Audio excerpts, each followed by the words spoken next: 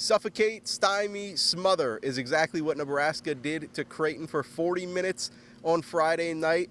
And the Huskers walk into CHI Health Center and upset the number 14 Jays 74-63. Hello and welcome in Jon Walker, Wilson Moore, Tom Shatel with the Omaha World-Herald. Guys, Greg McDermott knew that Nebraska's defense was going to be a problem. Nebraska knew that it wanted to take away Ryan Kalkbrenner. Check and check. That was, from start to finish, the story of this game.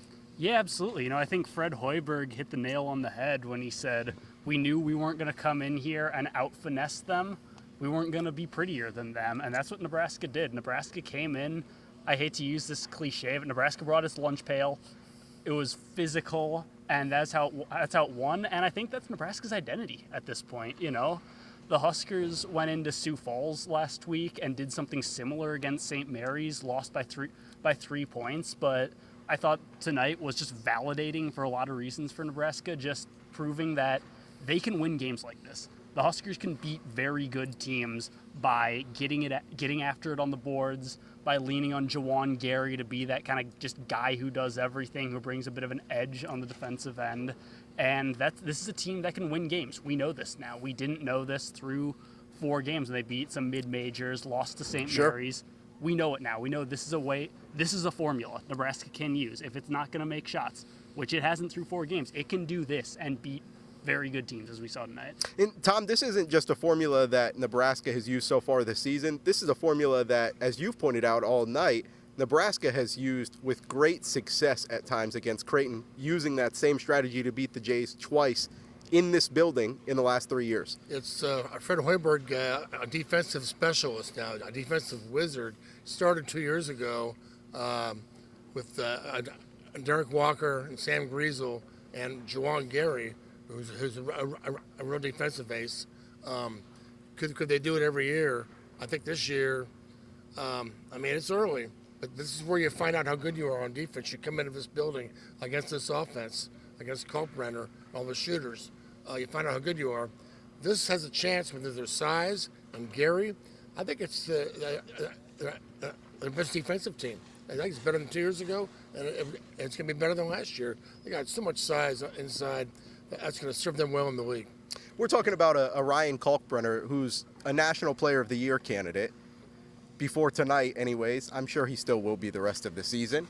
Ryan Kalkbrenner, a National Player of the Year candidate, a guy who scored 49 points, albeit against an undersized Texas Rio Grande Valley team. But the scoring was there, and the Jays needed him to be the lifeline of the offense at times through the first 4 games. He finishes tonight with 4 points, all from the free throw line, only took 1 shot all night. It was a 3. Nebraska, Fred Hoiberg, their plan has been and was again tonight to not let Creighton's Iron Chef cook. And he didn't at any point. He didn't heat up the pan on Friday night. And we saw what happened. The Jays in kind of wake of that go 32% from the field, 28% from deep. And when Nebraska is in their jersey all night, that is not going to be good enough to get it done. No, this, simply put as possible, Ryan Kalkbrenner needs to shoot more for Creighton to be playing at its best. And Creighton knew that. Yeah. That was kind of the message of the postgame. Yeah.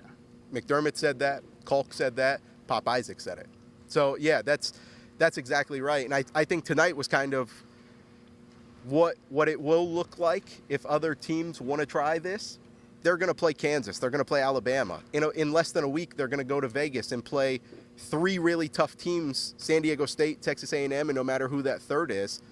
But aside from Creighton, this is a performance that Nebraska can build off of, can hang its hat on, and kind of use as the foundation for what the rest of the season could look like.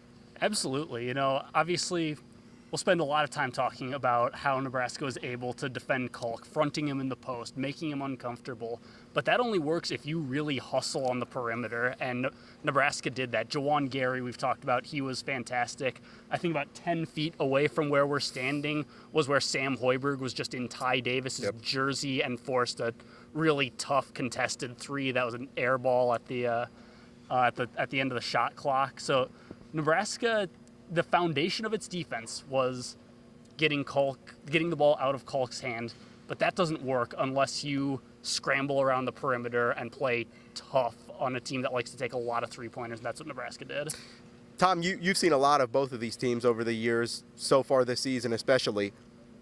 We kind of knew coming into this game that Creighton was going to give up some size defensively, especially 1 through 3. Right. And I think it's appropriate, Wilson, that you said this was a game where Nebraska kind of brought its lunch pail, because Jawan Gary said, we were hungry. He and Bryce Williams both scored 16 points, part of 5 different Huskers to score in double figures.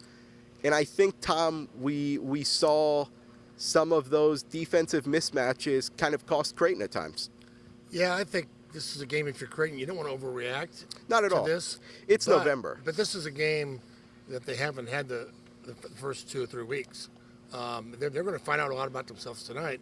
And I don't want to say that, okay, they missed Trey Alexander and Baylor Sharman, but because those guys were here 2 years ago and they didn't shoot well.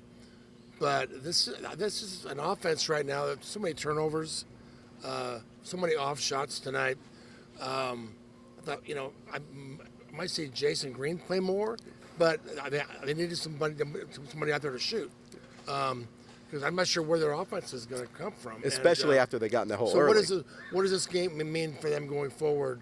Are teams going to be able to do this to them, like Alabama, Kansas, and A&M, or will Pop Isaacs,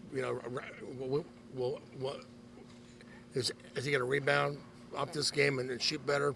And right now, Creighton's a team has like 3 or 4 guys that are 4s. They don't have a lot of depth in the backcourt. I'm not sure that they know what they are. I know what they are. They don't have Stephen Ashworth. I don't know how long he's out. That hurts. I don't know who's going to take his place. I really don't. I mean, any thoughts on that, John? Yeah, that's obviously an 11-point loss for Creighton Friday night, but it feels like more than that. The Jays had momentum there at the end. I don't know if they would have come back, obviously, because Nebraska's defense was so good for 40 minutes.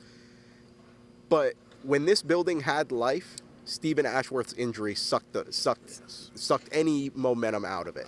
For anybody who didn't watch the game, I don't know who in this state wouldn't have. Who's watching this? Who's watching this if you didn't watch a game? But Stephen Ashworth went down with a little over 4 minutes left in the game. Went for a 3-point shot, came down. Greg McDermott said after the game that he landed on someone's foot. Whatever the case may be, immediately went to the ground, started rolling around, needed help off, didn't put any pressure on that right leg. And Greg McDermott said he torqued it pretty good. A pretty big blow for this Creighton team because of how much Stephen Ashworth, one, has settled into this offense in year 2. Yes. He came into Friday night shooting 44.5% from 3 in an offense that loves to let it fly. Yeah.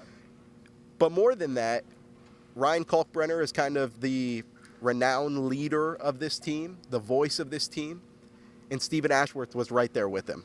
So on the court, off the court, a pretty big blow for Creighton. Any final takeaways from tonight, guys?